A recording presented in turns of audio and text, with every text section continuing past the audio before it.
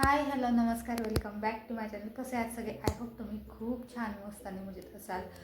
खूप छान सुरुवात झालेली आहे. आशूला जे आहे आता बरं पण वाटत आहे आणि बरेच दिवस झालं मी व्हिडिओ शूट केले नाही आहेत काही, म्हणजे तुम्हाला व्हिडिओ रोज मिळत असेल ते मी आधीचे कंटेंट म्हणजे आधी खूप सारे रेकॉर्ड करून ठेवलं होतं, तेच तुमच्यासोबत शेअर केलं होतं. पण मधले 5-6 दिवस मी अजिबातच काही शूट नाही केलं. सगळं लक्ष जे आहे माझं आशूकडे होतं. आशू आता पूर्णपणे बरा झालेला आहे. आशू हाय मन, हाय मन, इकडे इकडे हाय कर, हाय कर ना, हाय. आणि आशूचा नाश्ता चाललेला आहे आणि आशू नाश्ता करायला आपल्याला कुठे जायचं?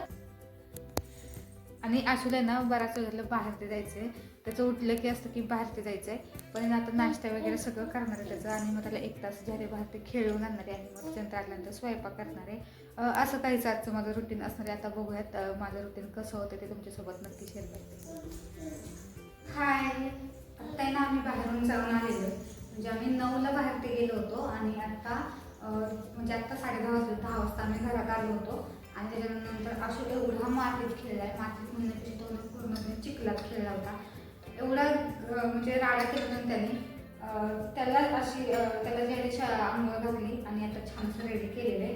आणि अजून पण त्याला जे आहे ते अजून बाहेर जायचे खेळायला. त्याला काहीतरी खायला देते आणि जे आहे ते स्वयंपाकाला लागते. आणि स्वयंपाक असं जास्त करायचं नाही आहे. अशा पुरतं जे आहे मला थालीपीठ करायचं आहे आणि बाकीचा स्वयंपाक तर माझा थोडाफार असा करून झालेला आहे. फक्त अशा पुरतं जे आहे मला थालीपीठ करायचं आहे आणि आता मी ते थालीपीठ करते. आणि आणखीन एक गोष्ट मला दाखवायची आहे. हे बघा, तुळस. शेजारच्या ताईंनी आहे ना मला तुळस दिली लावायला. तसं तर माझ्याकडे अजिबातच तुळस नव्हती. म्हणजे लहानपणी आशू जेव्हा लहान होतं ना तेव्हा माझ्याकडे तुळस होती आणि ते गॅलरीत पण ठेवायचे. पण आहे ना आशू तेव्हा गॅलरीत जायच्यासाठी माती जी आहे ना सगळी असं बाहेर ते काढायचं किंवा पानं पडत त्याच्यामुळे जी काही माझ्याकडे 1-2 झाडं होती तुळस होत्या, त्या मी सगळ्या मेन कॉमन एरियामध्ये आहे ना तिथे ठेवून दिले आहेत आता. आणि असं घरात पर्सनली माझ्याकडे अजिबातच काही तुळस नाही आहे. आता ही जी आहे तुळस छान असं म्हणलं कुंडीत लावावी. कुंड्या आहेत माझ्याकडे बऱ्याचशा, पण त्याच्यामध्ये अजिबातच झाडं किंवा असं काही वेगळं नाही आहे. म्हणजे मला जास्त अशी आवडत नाही, पण एक तुळस म्हणतो ना की घरात असायला पाहिजे. तर ती आता आलेली आहे माझ्याकडे आणि ही दुपारच्या वेळेला आता अशी झोपलं ना की ही तुळस मी आता लावणार आहे. हे खायचं काय आहे? काय? डाळिंब. आता अशी हे खायला देते आणि लगेच जे आहे मी स्वयंपाकाला लागते.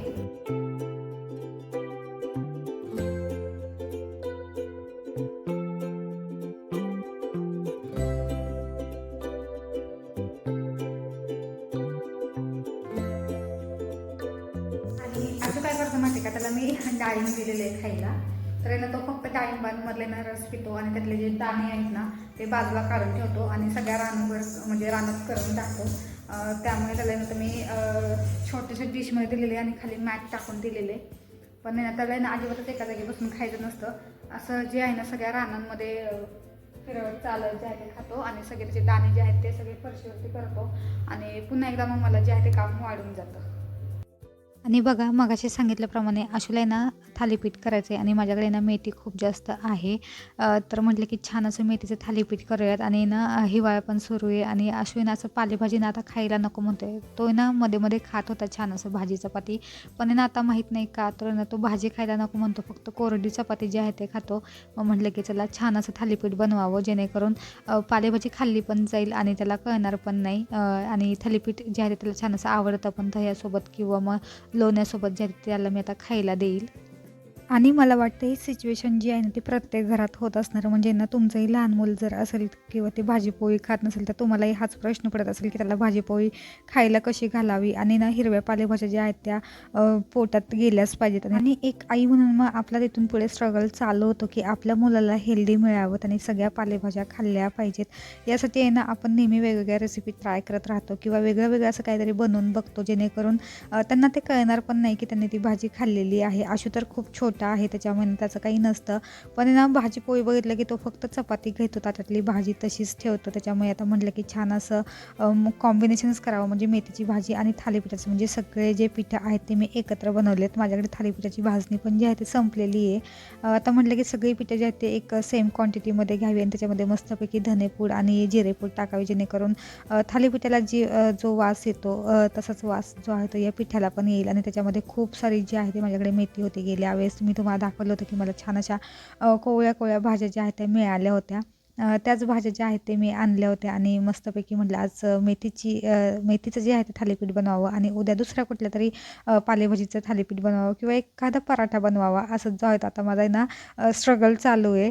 एक आई होणं पण अजिबातच सोपं नाही आहे. मूल किती छोटं असू देत किंवा मोठं असू देत, आईला ना प्रत्येक वेळी स्ट्रगल करावाच लागतो. म्हणजे आता आशू जे आहे ते स्कूलला जात नाही, त्याच्यामुळे त्याच्या टिफिनचा किंवा त्याच्या अभ्यासाचा अजूनही मला लोड नाही आहे. पण ना अजून तो खूप जास्त लहान आहे, तरी त्याच्यात ना आता खाण्याचे खूप जास्त असे नखरे मला पुरवावे लागतात. म्हणजे आत्तापासूनच जे आहे ते त्याला चांगलं चांगलं खायला घालून देते. मला तर आता कळत नाही आहे की जर हा स्कूलमध्ये जाईल तेव्हा तर माझ्याकडून काय काय वेगळे पदार्थ बनवून घेईल कोणास ठाऊक. पण चला, आत्ता तो खात नाही आहे, आजारातून निघालेला आहे. त्याच्यामुळे म्हटलं की हे असं असू शकतं, फक्त जे आहे ते त्याला चपाती खायची इच्छा होत असेल. म्हणजे बघा ना, 2 वर्षाचं मूल जरी असलं तरी आपल्याला तेवढीच काळजी वाटते. आणि मूल मोठं असलं, स्कूलमध्ये जात असेल किंवा कॉलेजमध्ये जात असेल किंवा त्याचं लग्नाचं वय होत असेल तरी आपल्याला तेवढीच काळजी वाटते. फक्त काळजीचे जे प्रकार आहेत ते बदललेले असतात. म्हणजे आता आशू लहान आहे म्हणून मला त्याच्या खाण्याची काळजी आहे. जर तुमचा मुलगा स्कूलमध्ये जात असेल तर तुम्हाला त्याच्या अभ्यासाची, त्याच्या करिअरची काळजी असेल. जर तो कॉलेजला जात असेल तर त्याच्या लग्नाचं जे आहे ते टेन्शन असतं. आणि लग्नाचं जर मुलगा असेल तर त्याच्यानंतर त्याचा संसार सुखाचा होईल की नाही याचं पण टेन्शन असतं. म्हणजे प्रत्येक रूपात जे आहे ते आईला काळजी असतेच मुलाची. फक्त काळजीचे जे आहेत ते प्रकार वेगवेगळे असू शकतात. तुम्ही या गोष्टीला रिलेट करता का ते मला नक्की सांगा. आता हे थालीपीठ बनवून झालं की लगेचच जे आहे ते जेवायला बसणार आहे. भूक पण जी आहे ती खूप जास्त लागलेली आहे. छान असं जेवण झालं की मग परत पुढच्या कामांना जो आहे ते लागणार आहे. आणि पुढची कामं पण बरीचशी जी आहे ती खोळंबलेली आहेत. आशूला बाहेरून खेळून आणलं, त्याच्यानंतर बऱ्याचशा कामांना जे आहे ते माझा उशीर झालेला आहे. अजून मशीन पण जी आहे ती कपड्यांची मी लावलेली नाही आहे.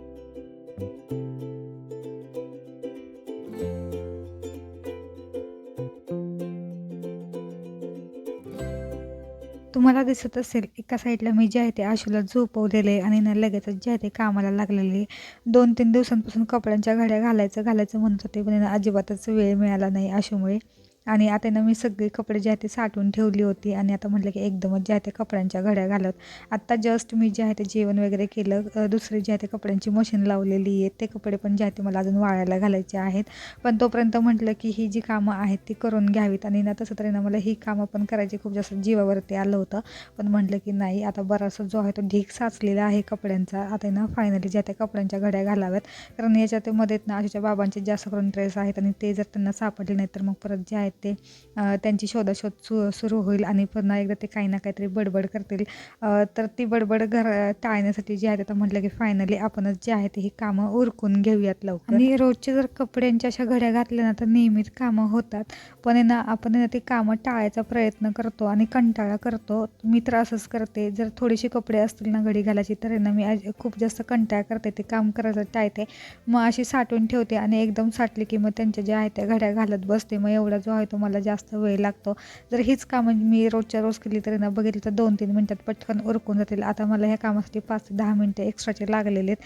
पण बघा तरी तेव्हाची ना 2 मिनटात होणारी कामं अजिबातच करावीशी वाटत नाहीत. आणि मग असे एकदम ढीग दिसला आपल्याला कपड्यांचा की मग असं वाटतं की नाही चला आता कामांना जे आहे ते सुरुवात करूयात. आणि त्याच्यातच जे आहे ते आपण 2 मिनटं घालवण्यासाठी तयार नसतो, पण एक्स्ट्राची 5 मिनटं द्यायला ना आपण ह्या तयार असतो. असं माझं काहीसं चाललेलं असतं. आता मी नवीन वर्षात ठरवलेलं आहे की रोजची कामं आहेत ना रोजच्या रोजच करायची. भले त्याला कितीही वेळ लागला ना तरी ना ती कामं नेहमीच झालीच पाहिजेत. ना ही एक अशी चांगली सवय आता मी पुढच्या वर्षामध्ये लावायचा प्रयत्न करणार आहे. म्हणजे ना ठरवलेलं तर मी आहे, पण आता कितपत सक्सेस होते आता हे माहीत नाही. पण तरी मी ना खूप जास्त प्रयत्न करणार आहे की ना वेळेतच कामं जी आहेत ती झाली पाहिजे, जेणेकरून जास्तीचा जो वेळ कामांना मला द्यावा लागतो ना ते देता येणार नाही. आणि नियमित कामं केल्यामुळे ना एक आपल्याला पण सवय होऊन जाईल आणि नीटनेटकेपणा, टापटीपणा आणि वक्तशीरपणा पण जो आहे तो एक आपल्या अंगामध्ये येईल असं मला वाटतंय. त्याच्यामुळे ना आता मी ठरवलेलं आहे नवीन वर्षातलं हे माझं एक रेझोल्युशन आहे असं म्हटलं तरी चालेल. तुम्ही तुमच्या नवीन वर्षात काय काय रेझोल्युशन्स ठरवलेले आहेत किंवा काय काय करायचं ठरवलेलं आहे, हे ठरवले की नाही? जर ठरवलं असेल तर मला नक्की कमेंट करून सांगा. हाय, कसे आहात सगळे? आय होप तुम्ही खूप छान मस्त मजेत असाल. चला, माझी सगळी कामं आवरलेली आहेत आणि आता म्हणजे थोडा वेळ तुमच्यासोबत जे आहे त्या गप्पा मारूयात. बघता बघता हे वर्ष पण जे आहे ते संपलेलं आहे. म्हणजे कसं सुरू झालं आणि कसं संपलं ना, खरंच मला तर ना काही अंदाजच नाही आहे. म्हणजे माझे सगळे दिवस जे आहेत ते आशूमध्येच गेलेले आहेत. त्याचं खाणं-पिणं, त्याचं सगळ्या गोष्टी म्हणजे करणं, त्याला चालायला लागल्यापासून आशू चालायला लागला ना, जानेवारीमध्ये जो आहे तो उभा राहायला लागला. नंतर फेब्रुवारीमध्ये पण तो जो आहे तो 1-2 पावलं टाकत होता त्याच्या बड्डेच्या वेळेस. नंतर हळूहळू तो जसं चालायला लागला तसं आणि त्याच्यानंतर पळायला लागला, तसं हे वर्ष असं निघून गेलं ना बघता बघता. म्हणजे खरंच आता आहे ते डिसेंबर 2025 आलेलं आहे. म्हणजे आता उद्या तर जे आहे ते न्यू इयर आहे आणि खरंच म्हणजे हे वर्ष खूप जास्त जे आहे ते फास्ट गेलेले माझं. ते मला आठवतही नाही की कधी सुरू झालं आणि कधी संपलं. इतपत जे मी आशूमध्ये बिझी होते. पण खूप वर्ष चांगलं गेलं. मी माझं नवीन यूट्यूब चॅनल चालू केला. म्हणजे ऑलरेडी जो चालू केला होता मी चॅनल, त्याच्यामध्ये मी आहे तो पुन्हा एकदा सुरू केलं. परत एकदा म्हटलं की यूट्यूबवरती कमबॅक करूयात आणि खूप छान सपोर्ट पण मिळतो आहे तुमचा. खूप छान वाटतं आहे. म्हणजे ना, आधी जेव्हा मी काहीच करत नव्हते, यूट्यूबचं पण मी बंद केलं होतं मध्ये आशूमुळे. तेव्हा ना सगळा दिवस जो होता माझा आशूमध्ये जायचा. तो झोपल्यानंतर माझी बरीचशी कामं आहेत ती मला करावी लागायची. त्याच्यामध्येच जे सगळं जे आहे ते माझं चाललं जायचं. मला स्वतःसाठी असा काही वेळ मिळतच नव्हता की मला म्हणजे मला कळतच नव्हतं की मी काय करते आणि काय. ते सकाळी उठायचं, त्यानंतर सगळं आशूसाठीचंच जे आहे ते माझं चालू होतं. आमचं खाणंपिणं करायचं, त्यानंतर आशूचं सगळं आवरायचं, त्याला पूर्णपणे वेळ द्यायचा, एवढंच जे आहे ते चालू होतं. स्वतःसाठी काहीतरी करायचं होतं, पण कसं काय करायचं हे काहीच आयडिया येत नव्हती. मग पुन्हा एकदा जे आहे ते म्हटलं यूट्यूबच चालू करत, कारण का आशू पण एवढा लहान आहे, त्याला घरी ठेवून कुठे जॉब करणं पण जे आहे ते पॉसिबल नाही आहे आणि त्याला ठेवायचं घरी आणि मग आपण जॉबला जायचं हे पण मला ना असं कुठेतरी खटकत होतं. त्याच्यामुळे असं वाटत होतं की त्याला बघूनच काही ना काहीतरी छोटं मोठं करावं आणि बेस्ट आहे की यूट्यूबच. कारण ऑलरेडी मी याच्या आधी पण यूट्यूबवरती होते. 1 वर्ष जे आहे मी कंटिन्यू केलं. 1 वर्ष पण नाही, पण ॲटलिस्ट 6-7 महिने मी कंटिन्यू यूट्यूबवरती होते. त्याच्यानंतर पुन्हा एकदा जो तो ब्रेक घेतला होता आणि मला पण हेच वाटलं की ऑलरेडी आपली ग्रोथ आहे यूट्यूबमध्ये, आपल्याला सगळंच येत आहे त्याच्यामध्ये. एडिटिंग हे ते सगळं मला जमतं. फक्त जायचं थोडासा व्हॉइस ओव्हर करायचा होता, त्याच्यात मला कॉन्फिडन्स नव्हता. फेस रिव्हील करायचा होता, म्हणजे कॅमेरा फेस करायचा होता. हे खूप जास्त अवघड होतं माझ्यासाठी. पण ठीक आहे म्हटलं की काहीतरी करूयात, कारण जर आपल्याला पुढे जायचं असेल तर अशा गोष्टी आहेत त्या फेस केलंच पाहिजेत. त्यामुळे दसऱ्यापासून जे आहे ते मी पुन्हा एकदा यूट्यूब स्टार्ट केलं, फेस रिव्हील केला आणि त्याच्यावरती जे आहे ते माझे रोजचे व्हिडिओज किंवा जे काही होतं आहे माझ्या डेली लाईफमध्ये ते तुमच्यासोबत शेअर करते. आणि आत्तापर्यंतचा ओव्हरऑल सगळा जो एक्सपिरियन्स आहे तो खूप छान आहे. म्हणजे आधी तर मी बिझी होतेच, त्यात काही डाऊटच नाही आहे आणि आता पण मी बिझी आहे. पण मला एक स्वतःला असा वेळ मिळतो आहे, मी स्वतःसाठी काहीतरी करते, एवढंच जे आहे ते फरक आहे. म्हणजे यूट्यूब करणं हे माझ्यासाठी खरंच खूप जास्त म्हणतात ना की अभिमानाची गोष्ट. कारण मी एवढं सगळं करून म्हणजे आशूचं सगळं करते, मी घरातलं सगळं स्वयंपाक ते सगळे कामाची मदत न घेता मी हे सगळं करते. याच्यातच मला जे आहे ते समाधान आहे. आय नो की खूप साऱ्या लेडीज करतात, माझ्यापेक्षा पण जे आहे ते जास्तीचं करत असतील. माझे काम करायची क्षमता किती आणि किती माझे लिमिटेशन्स मला माहिती, मी एवढं करू शकते. माझ्यापेक्षा पण खूप जास्त लेडीज करतात माहिती आहे मला, पण माझे लिमिटेशन्स तेवढे नाही आहेत, थोडेसेच आहेत आणि त्या लिमिटेशनपुरतं मी जे आहे ते हे सगळं करते आहे. त्यामुळे मी खूप जास्त खुश आहे की मला आशूचं बघून पण हे सगळं जे आहे ते यूट्यूब करता येते.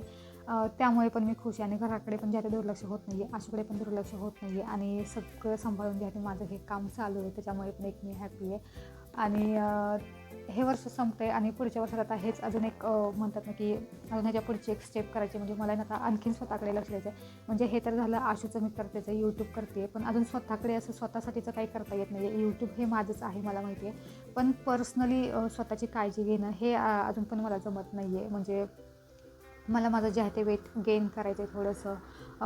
म्हणजे खूप साऱ्या गोष्टी आहेत की त्या माझ्यात आहेत ना, मला बदल करायचे. म्हणजे माझं एक रुटीन फिक्स करायचं आहे. अजूनही माझं रुटीन फिक्स नाही आहे. आशूचं जसं रुटीन असेल त्याच्यानुसार माझं जे आहे ते रुटीन असतं, पण स्वतःसाठी वेळ द्यायचा आहे, स्वतःचं एक फिक्स शेड्यूल बनवायचं, स्वतःसाठीचं जे आहे ते मला करायचं. त्याच्यामुळे मी आणखीन बिझी राहील. म्हणजे मी ऑलरेडी बिझी आहे, पण आणखीन मला जे आहे मला बिझी करून ठेवायचं स्वतःला, जेणेकरून विचार आहेत ते माझ्या डोक्यात येणार नाहीत. कारण जेव्हा मी खाली बसले होते, म्हणजे जेव्हा मी माझ्याकडे करायला काहीच नव्हतं, फक्त आशूचंच करायचं आणि तेवढंच घरकाम करायचं, जेव्हा होतं ना, तेव्हा ना मनात खूप सारखे विचार यायचे किंवा वेगवेगळं असं निगेटिव्ह थॉट्स किंवा आपण काहीच करत नाही आहे, आपलं काहीतरी केलं पाहिजे किंवा 4 पैसे कमवले पाहिजेत असे ना खूप जास्त म्हणतात ना की विचार यायचे मनामध्ये. आता ते विचार येत नाही आहेत. पण ते विचार थांबलेले नाही आहेत असं नाही आहे, कधीतरी येतात. पण त्यासाठी जे आहे ते मला आणखीन थोडंसं बिझी करून ठेवायचं आहे. माझ्या स्वतःवरती जे आहे ते वर्क करायचं आहे मला. स्वतःला अजून प्रोडक्टिव्ह बनवायचं आहे मला. त्यासाठीच आता मी ठरवलं की येणारं जे वर्ष आहे, नवीन वर्ष आहे, त्याच्यामध्ये मला आणखीन काय काय करता येतील याच्याकडे माझा कल राहणार आहे. आणखीन काय काय नवीन गोष्टी आहेत ज्या मला करायच्या आहेत किंवा स्वतःवरती लक्ष देणं झालं किंवा वेगळं काही शिकायचं झालं तर त्याच्याकडे मला खूप जास्त कल राहणार आहे. आत्ताच्या ह्या सिच्युएशनला आहे ना यूट्यूब माझ्यासाठी खूप जास्त महत्त्वाचं आहे. कारण नाही ना त्याच्यामुळे होतं आहे काय ना की मला ना असं वाटत नाही आहे की मी काहीच करत नाही आहे. म्हणजे मी काहीतरी करते ना हे नेहमी मला ना आठवत राहतं की आपल्याला यूट्यूबसाठी आपले व्हिडिओज बनवायचे आहेत, एडिट करायचे आहे, यूट्यूबवरती अपलोड करायचे आहे, जेणेकरून तुम्हाला ते व्हिडिओ छान छान बघता येतील. त्याच्यामुळे ना मी ना खूप जास्त बिझी पण राहते आहे. आशूकडे पण जे आहे ते माझं असं दुर्लक्ष होत नाही. त्याला बघून ह्या सगळ्या गोष्टी करते आणि मनात जे असे वेगवेगळे विचार येतात ना ते थोडेफार कुठेतरी कमी झालेले आहेत. एवढे पण असं कमी झालेले नाही आहेत. येतात अजूनही कधीतरी जेव्हा व्ह्यूज येत नाहीत मला किंवा एखादा व्हिडिओ माझा असा व्हायरल जात नाही किंवा एवढे कष्ट करून पण एवढी एडिटिंग छान वगैरे करून एवढी मेहनत घेऊन पण जेव्हा व्ह्यूज येत नाहीत ना तेव्हा खूप जास्त वाईट होतं, डिमोटिवेट होतं आणि मग असं वाटतं की आपण यूट्यूबवरती आलो ते खरंच योग्य केले का असं. आणि किंवा खूप जास्त असे वेगवेगळे निगेटिव्ह थॉट्स येतात मनामध्ये. पण तरी अशाकडे बघून जे आहे ते या सगळ्या गोष्टी मी करत होते की ठीक आहे, एक आजचा व्हिडिओ नाही गेला, उद्याचा पण नाही जाणार, परवाचा पण नाही जाणार, पण त्याच्यानंतर एक ना एक दिवस तरी असा व्हिडिओ जो आहे तो व्हायरल होईलच. या अनुषंगाने जे आहे ते मी हे सगळं यूट्यूब करत राहते. आणि मेन म्हणजे करायचं कारण असं आहे की आपल्याला बाहेरती जाऊन कुठेही जॉब करता येणार नाही हे मला माहिती. म्हणजे असं लहान आहे त्याच्यामुळे आत्ता सध्या त्याला घरातच राहून किंवा त्याच्याकडेच बघून फक्त करण्यासारखं माझ्याकडे असं वाटतं की यूट्यूबच आहे आणि त्याच्यात पण जे आहे ते मला आवड आहे. त्यामुळे मी पण हे करते आहे. व्ह्यूज येतील नाही येतील हे माहीत नाही, पण जेवढे लोक बघतात किंवा माझ्या फॅमिलीसाठी तरी मी ना हे व्हिडिओ बनवायचं काम करते. कारण होताच ना की ना घरच्यांना व्हिडिओ कॉल असते. म्हणजे मी अशाच्या आजी आजोबांना सासरे जो आहे तो रोज अर्धा पाऊण तासाचा जो आहे तो व्हिडिओ कॉल चालू असतो. आणि जर एवढा रोज एवढा अर्धा तासाचा व्हिडिओ कॉल मी सासरे केला तर मला ना माहेरी व्हिडिओ कॉल करायची इच्छाच होत नाही. किंवा मी ना खूप असं लाईटली घेते की ठीक आहे, आज व्हिडिओ कॉल केला आई पप्पांना, आज नको करायला, आज कंटाळा येतो, उद्या करू किंवा परवा करू, असं मी करत राहते. पण सासरचं तसं नसतं, त्यांना जो आहे तो रोज व्हिडिओ कॉल करावा लागतो. कधीतरी एखादी एक गोष्ट आम्ही बाहेर गेलो तर तो कॉल चुकतो, तर मग असा अजिबातच कॉल चुकत नाही. रोजचा जो आहे तो व्हिडिओ कॉल चालू असतो. पण आईवडिलांच्या बाबतीत तसं होत नाही. त्यांना जो आहे तो मी कधीतरी करायचा कंटाळा करते किंवा 2-2 दिवस करतही नाही किंवा केलं तर फक्त 5 मिनटात ठेवून देते असं करते किंवा 5 ते 10 मिनटं फक्त बोलते आणि ठेवून देते व्हिडिओ कॉल. त्याच्यामुळे ना एक यूट्यूब चॅनल स्टार्ट करायचं हे पण रिझन आहे की आईवडिलांना बघायला मिळावं. म्हणजे ते माझे व्हिडिओ कोणी नाहीत बघितले तरी मला माहिती आहे की माझे आईवडील तर नेहमीच माझे व्हिडिओ बघतील आणि कसेही असले तरी ना त्यांना ना आपल्या लेकीची काळजी असतेच. म्हणजे प्रत्येक आईवडिलांना असं असतं की आपल्या लेकीचं चांगलं व्हावं असं वाटतं, तिने काही ना काहीतरी करावं असं वाटतं आणि ना तिने काहीही केलं ना तरी आईवडिलांना त्याचं कौतुक असतं. तर मी यूट्यूब चॅनल चालू केलं तरी त्यांना जे आहे ते खूप जास्त कौतुक आहे. मी एवढं सगळं करते तरी त्यांना कौतुक आहे. त्याच्यामुळे मला व्ह्यूज किती येतात हे महत्त्वाचं नाही आहे. पण आईवडील बघतायत ना, त्यांना त्यांच्या चेहऱ्यावरती आनंद मिळतो, त्यांना मी रोज बघायला मिळते ना, त्यातच मला जे आहे ते आनंद आहे. कॉल करते आईवडिलांना तेव्हा 5 ते 10 मिनटंच बोलतात. म्हणजे दिवसातले फक्त 5 ते 10 मिनटं ते जे आहेत ते मी काय करते एवढं त्यांना दिसत असतं. पण व्हिडिओच्या माध्यमातून आहे ना त्यांना ना सगळं जे आहे ते दिवसभराचं रुटीन किंवा 2 दिवसाचे व्हिडिओ जे आहे ते मी एकत्र करते आणि ते तुमच्यासोबत जे आहे ते शेअर करते. मग त्यांचं असं असतं की आम्हाला ॲटलिस्ट तू बघायला मिळते ना, यातच आम्हाला जे आहे ते आनंद आहे. व्हिडिओमध्ये 5 मिनटं बघण्यापेक्षा, म्हणजे व्हिडिओ कॉलमध्ये फक्त 5 मिनटं बघण्यापेक्षा आम्ही तुला लॉंग व्हिडिओमध्ये 15-20 मिनटं बघत बसतो, यातच जे आहे ते आम्हाला आनंद आहे. आणि तेच मला असं वाटतं की माझे व्हिडिओ कोणी बघू न बघू, माझे आईवडील बघतात ह्यातच मला जे आहे ते खूप जास्त समाधान आहे. माझी फॅमिली बघते यातच मला जे आहे ते समाधान आहे. आणि आईचं तर आईवडिलांचं म्हणणं हेच असतं की तू आहे ना बनवत राहा, ठीक आहे, व्ह्यूज येतील नाही येतील हे पुढे बघू, तू जे कष्ट करते त्याचं तुला एक ना एक दिवस फळ तर मिळणारच आहे. भले ते आत्ता नाही मिळेल पण कधी ना कधी तर तुला मिळेल किंवा नाहीच मिळालं तर याचा उपयोग तुला कुठे ना कुठेतरी होईलच, याचा वेगळा काहीतरी उपयोग होऊ शकतो तुला, असं त्यांना वाटतं. त्याच्यामुळे ते म्हणतात की तू बिनधास्त कर, फळाची अपेक्षा करू नको, तुला व्ह्यूज किती येतात हे बघू नको, कधी ना कधी येतील, आमचे आशीर्वाद तुझ्या सदैव पाठीशी आहे, त्याच्यामुळे तू फक्त करत राहा, आमच्यासाठी करत राहा, लोकांसाठी करू नको, असं त्यांचं तसं म्हणणं आहे. आपण ना आपल्या आईवडिलांसाठी खूप स्पेशल असतो. मग ते कसंही असो, आपण काम करत असो किंवा नसो किंवा आपण काही छोटं मोठं काम करत असो तरी ते त्यांच्यासाठी स्पेशलच असतं किंवा ते त्यांच्यासाठी मोठंच असतं की माझी मुलगी हे करते ते करते असं त्यांचं होतं. एक ओव्हरऑल छान वाटते. म्हणजे ना आईवडिलांना आनंद मिळतो या सगळ्यातनं, त्यांना मी रोज बघायला यूट्यूबचं पण जे आहे ते मला अजून थोडंसं पुढे चॅनल माझा ग्रो करायचा आहे. तो कोणत्या प्रकारे ग्रो करता येईल हे पण जे आहे ते मला अजून बघायचं आहे. नवीन नवीन व्हिडिओज जे आहेत ते ट्राय करायचे आहेत. खूप सारे छान छान व्हिडिओज बनवायचे आहेत, अजून शॉर्ट्स बनवायचे आहेत. तुमच्यासोबत लाईव्ह येऊन गप्पा मारायच्यात आणि माझं यूट्यूब चॅनल जे आहे ते या वर्षामध्ये ना खूप छान प्रकारे ग्रो करायचं आहे. एवढं माझं आता फिक्स टार्गेट आहे. म्हणजे स्वतःकडे लक्ष देऊन, आसूकडे लक्ष देऊन, घराकडे लक्ष देऊन मला यूट्यूबला पण तेवढंच मला महत्त्व द्यायचं आहे आणि हा चॅनल पण तेवढ्याच मेहनतीने मला जो आहे तो पुढं न्यायचा आहे. आणि मला या सगळ्या प्रवासामध्ये तुम्ही साथ द्याल अशी मी ना आशा करते. चला, 2025 हे वर्ष खूप छान गेलेलं आहे आणि थोडेफार चढउतार आले आयुष्यामध्ये आले. थोडे काही प्रॉब्लेम्स आले, पण ते तेवढ्यापुरते होते आणि ते तिथेच सोडून पुढे वाटचाल केली. त्याच्यामुळे ते प्रॉब्लेम्स आता खूप जास्त छोटे वाटतात. तेव्हा ते प्रॉब्लेम्स खूप मोठे वाटत होते. म्हणजे या प्रॉब्लेम्समधून निघायचं कसं हे तेव्हा खरंच खूप जास्त अवघड वाटायचं. पण आता जसं पुढे आलेलं वर्ष संपलेले तसे ते प्रॉब्लेम्स जरा छोटे वाटायला लागले. नवीन नवीन त्याच्यावरती मार्ग निघाले, सोल्युशन मिळते. त्याच्यामुळे जेव्हा कधी असं वाटेल की प्रॉब्लेम्स होते, काही सोल्युशन मिळत नाही, तेव्हा ते प्रॉब्लेम तिथे सोडून द्या आणि पुढे वाटचाल करत राहा. कधी ना कधी त्या प्रॉब्लेम्ससाठी सोल्युशन तुम्हाला नक्की मिळेल. माझ्या बाबतीत असंच झालं आहे. त्याच्यामुळे 2025 थोडंसं जे आहे ते चढउताराचं गेलेलं आहे, पण आता 2026 खूप छान जाईल असं मी ना अपेक्षा करते. आणि आजचा हा व्हिडिओ जो आहे तो मी इथेच संपवते आणि आय होप तुम्हाला हा व्हिडिओ आवडला असेल तर नक्की लाईक करा, शेअर करा, कमेंट्स करा. भेटेल पुढच्या व्हिडिओमध्ये. तोपर्यंत बाय.